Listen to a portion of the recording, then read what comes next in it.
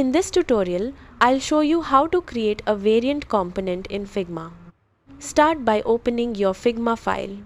Create a shape that will serve as the base of your component.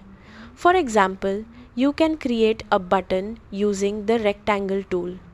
Next, add text inside the shape and customize it as needed. Select both the shape and the text layer.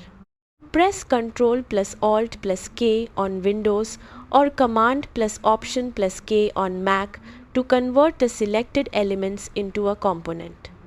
You can also right-click and choose Create Component. Once the component is created, select it. In the right-hand Properties panel, click Add Variant. Figma will automatically create a component set containing multiple variants. You can now customize each variant to represent different states or styles. For example, you can create a default button, a hover button, a pressed button, or a disabled button. Simply select a variant and change properties such as color, text, size, icon, or other design elements. To keep your variants organized, rename the property values according to their purpose, such as default, hover, active, or disabled.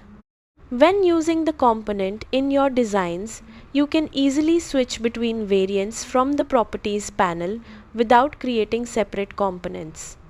This makes your design system cleaner, easier to maintain, and much more efficient. And that's it! You've successfully created a variant component in Figma. Thanks for watching, and I'll see you in the next tutorial.